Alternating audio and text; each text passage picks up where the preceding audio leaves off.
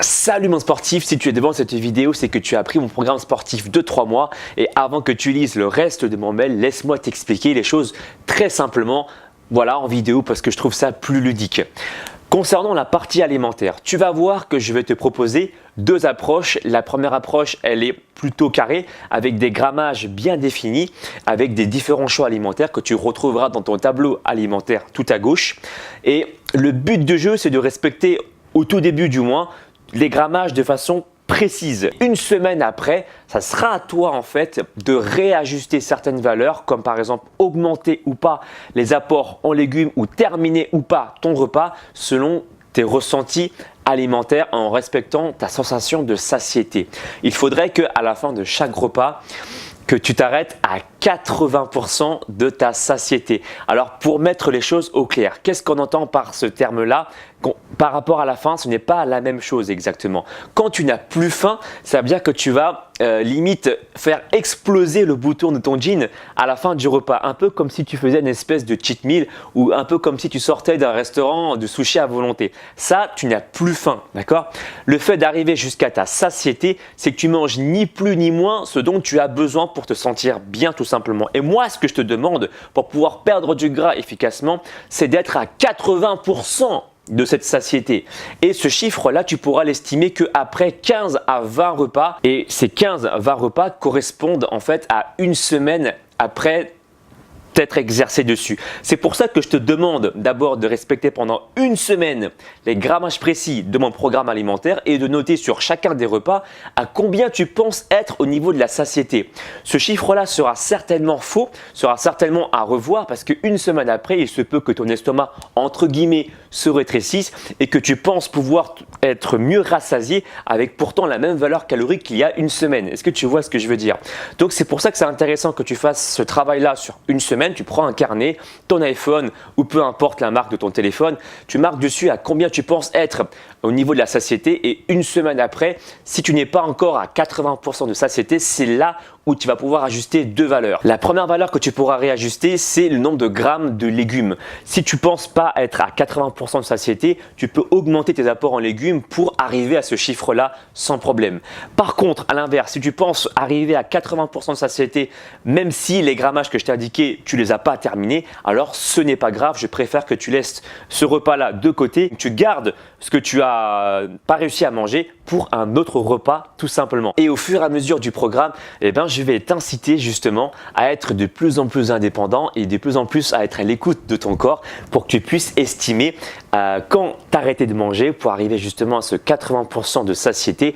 Et c'est par exemple le cas quand tu vas aller manger dehors, lorsque tu vas manger des plats que tu ne vas pas forcément préparer et peser pour que tu puisses à long terme te séparer de la balance et ainsi devenir de plus en plus indépendant pour que tu puisses mieux comprendre ton corps sans peser quoi que ce soit. C'est une technique que je n'ai pas inventée, qui marche depuis bien longtemps. C'est le peuple d'Okinawa au Japon qui procède de cette manière et ils arrivent comme ça à rester en bonne santé sans être en obésité ou quoi que ce soit. Ils n'ont pas de problème de cardiovasculaire parce qu'ils s'arrêtent de manger à 80% de cette satiété. Un autre point super important concernant l'alimentation, c'est de comprendre le tableau alimentaire que je t'ai passé comme si c'était ton frigo du jour. Laisse-moi t'expliquer ça en quelques phrases, ça va être super simple à comprendre.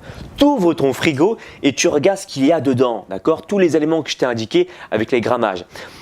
Que tu consommes ce qu'il y a dedans en une fois, deux repas, 3, 4 ou 5 repas, ça ne dépend que de toi selon tes envies, selon ton contexte social.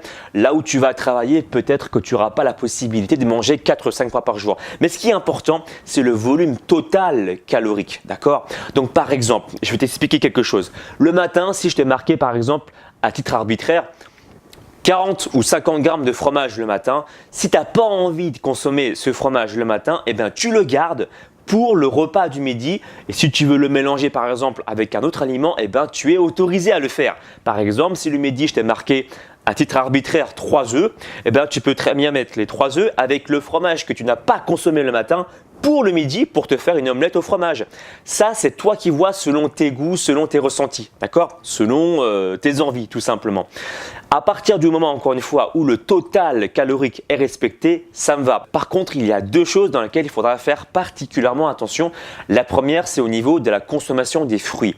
Moi, je te conseille de manière générale de consommer des fruits soit en début de repas ou loin des repas pour éviter les problèmes de ballonnement et de digestion. On n'est pas tous égaux face à la nourriture. Certains vont mieux réagir ou mal réagir en consommant des fruits pendant le repas, mais de façon générale, encore une fois, je te conseille de consommer des fruits loin des repas ou en début du repas. Et la deuxième chose dans laquelle il faudra faire particulièrement attention, c'est que le soir, il va falloir manger léger, surtout si tu dors peu de temps après. Moi, ce qui m'embête, c'est que justement, tu entraves la digestion parce que lorsque tu manges beaucoup de calories avant d'aller dormir, eh ben, ton corps il va se concentrer plutôt sur la digestion et moi, j'aimerais qu'il se concentre plutôt sur le fait de pouvoir s'endormir. Et si ta digestion, si ton sommeil il est entravé, tu risques d'avoir justement un taux de testostérone qui n'est pas très optimal, ce qui pourrait nuire à ta masse musculaire et ce qui pourrait implicitement nuire à la perte de masse grasse parce que plus ton métabolisme il est bas à cause d'un système hormonal qui n'est pas fonctionnel et plus tu auras du mal à déstocker du gras quelque part. Donc ça joue implicitement, c'est très important. Plus que tu ne le crois. Donc moi je t'invite à éviter de consommer trop de calories le soir, non pas que je t'interdise de consommer des féculents le soir. Exemple, si le midi tu n'as pas consommé de féculents, tu es dans la possibilité bien évidemment de les consommer le soir à partir du moment où tu consommes ton dernier repas assez tôt le soir pour ne pas entraver la digestion. Ça ne me dérange pas en soi que tu consommes des féculents le soir. Concernant maintenant la partie sportive, et je te l'ai indiqué dans le mail, tu pourras lire ça tout à l'heure, quand je te marque 4 séries de 20 répétitions maximales, eh ben en fait ça concerne surtout la première série, d'accord? Il faudrait que tu charges pour la première série de telle sorte à ce que la 21e répétition ne soit pas faisable si je t'ai marqué 4 séries de 20 répétitions. Ensuite pour la deuxième, troisième et quatrième série, c'est tout à fait normal si tu n'arrives pas à faire toujours 20 répétitions parce que la charge que tu vas garder sur les autres séries sera la même avec un temps de repos incomplet entre les séries qui sera encore toujours le même. Donc il est normal qu'avec la fatigue que tu ne puisses pas faire 4 séries de 20 répétitions complètes. Peut-être qu'à la deuxième série tu feras 18 répétitions, peut-être qu'à la troisième série tu feras que 16 ou 15 répétitions et peut-être qu'à la dernière série tu feras éventuellement 12 ou 14 répétitions. Mais l'idée encore une fois c'est de noter quelque part soit sur ton calepin ou sur ton iPhone ou peu importe les progrès que tu peux constater au fur et à mesure que tu vas faire tes séances de sport et au fur et à mesure du mois qui va découler, tu vas voir que tes chiffres vont justement s'améliorer pour la même charge, pour la même technique et pour le même temps de récupération. Ce qui voudra tout simplement dire que tu auras progressé. Voilà, ça me paraissait important pour moi de t'expliquer ça en vidéo pour que tu puisses bien comprendre les choses. Je te laisse maintenant découvrir le reste des informations dans le reste du mail et moi je te dis bon entraînement et si tu as des questions, n'hésite pas à m'envoyer des mails. Je te dis à très bientôt. Ciao, ciao.